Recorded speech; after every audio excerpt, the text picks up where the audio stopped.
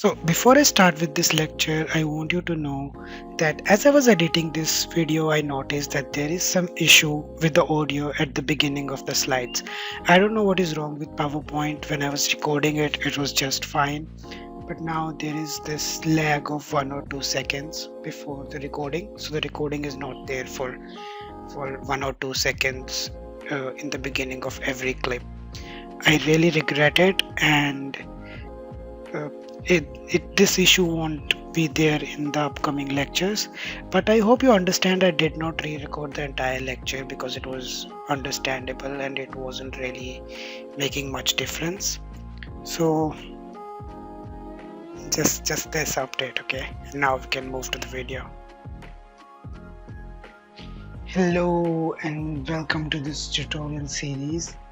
So why I decided to make this video about basics of programming is because I see a lot of programming tutorials on the internet, but nobody really explains how this everything works, and I think it's really necessary to make one such video which clears all your basics and we can then pile up on it. Okay, so let's begin.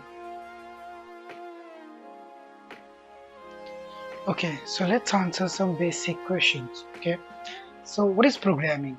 So programming is basically an act of writing programs. Okay, but what is a program? So a program is just a set of instructions which we give computer to execute. Okay, so what does that mean? For example, if I need to add two numbers, I'll simply tell computer add this number and this number. Okay, so that is one instruction.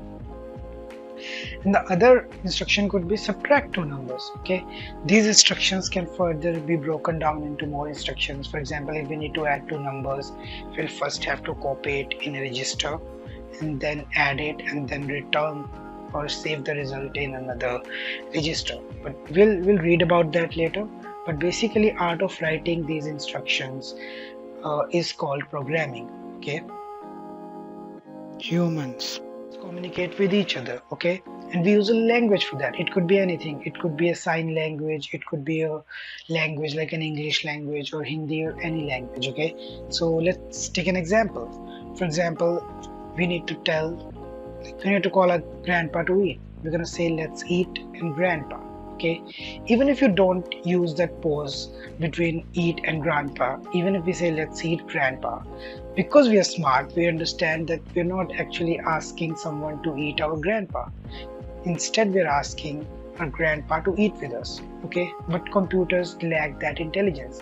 That's why these instructions need to be very precise. Okay, and the same way we can communicate anything we communicate to a human, we can communicate to a machine using language called machine language. Okay, machine language.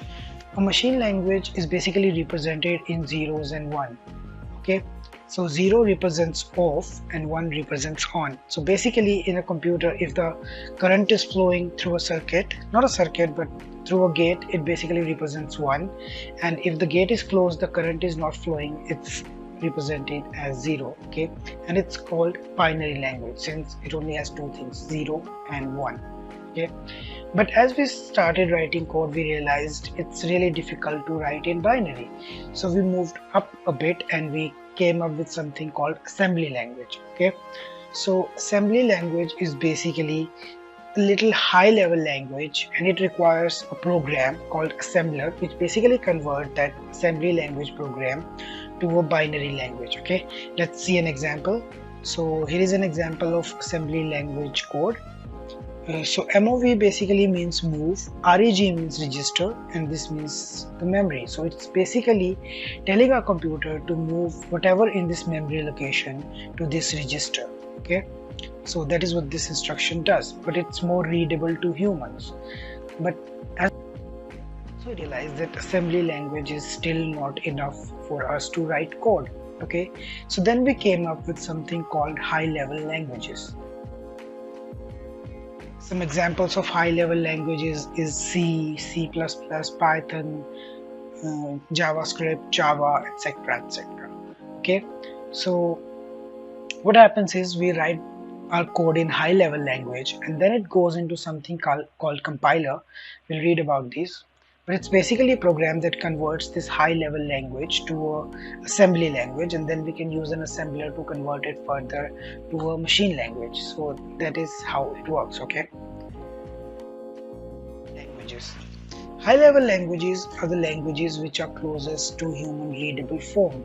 Okay, but we still need to follow few rules, and still need to have our instructions as precise as possible, and there should be no ambiguity, so that a machine understands what exactly to do.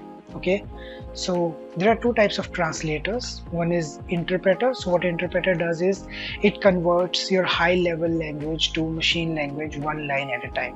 For example, you write one line, you press enter, and then that certain line gets converted to machine language. Okay, whereas in compiler, you write the entire program, you hit the run button, and then entire program is then compiled to a single machine language code. Okay, that is the basic difference between interpreter and compiler.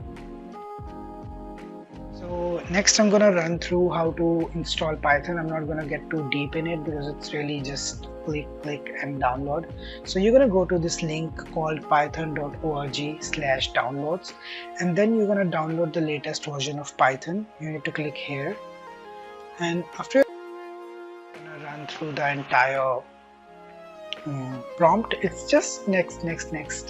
There's nothing too much in it, and after you're done installing, you're gonna go and run IDLE from the program list. So this will be the IDLE, the integrated development environment we'll be using. Okay, so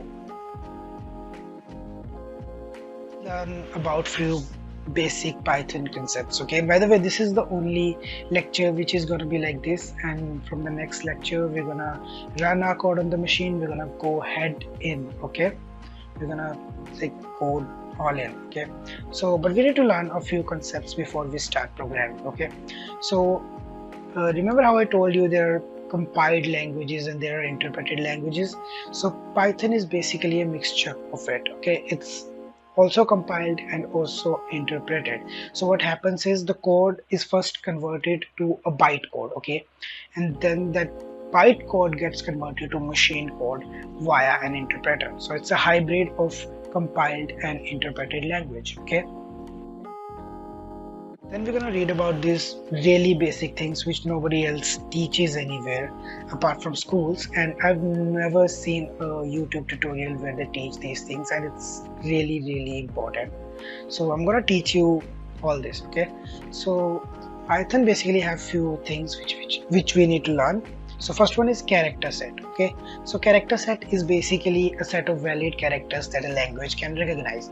For example, English won't be able to recognize the character set of Greek. Okay, because they both contain different characters. In similar way, our computer languages also have a character set. Okay, and these are the characters which a language can recognize. Okay, so what is a character? So any letter, digit, or any other symbol which a language recognizes is called character. Okay, so it contains letters, digits, special symbols, even white spaces. They're all characters. Okay, the program is called token. So what does that mean? Let's read. So here are tokens, and we're going to read about them one by one. So the first token is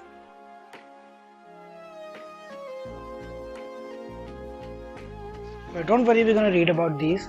So but here are a few examples if you need them. Okay, then identifiers. So identifiers are basically the names which we give to different program elements. Okay, like if we're going to define a variable, don't worry, we're going to read what a variable is too, but if we define a variable, object, class, function, list, dictionary, anything, we're going to use identifiers. And to declare an identifier, we need to follow certain rules. Okay, so the rules are given below. So it can only consist of letters, digits, or any other character.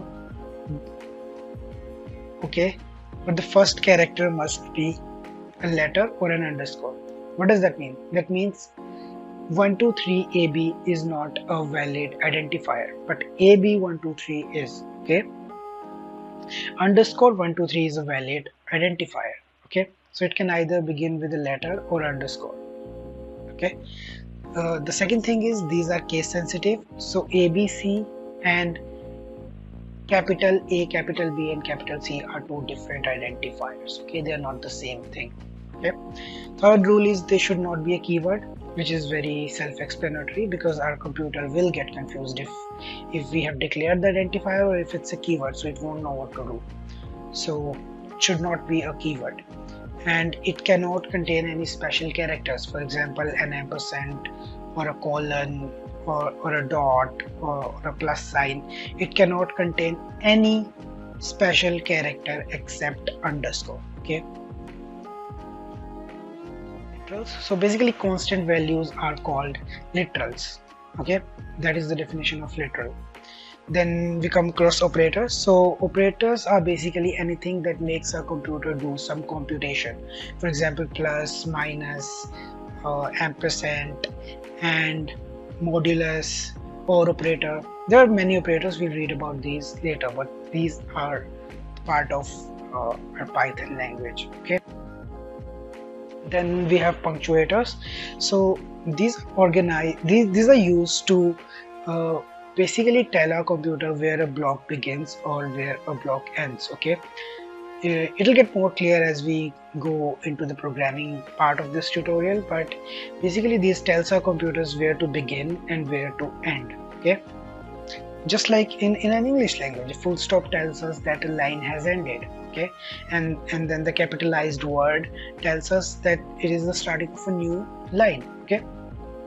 So that's what a punctuator in Python is. That's it. But I would like if you write to us, if you tell us what you liked about it and what you want to read next.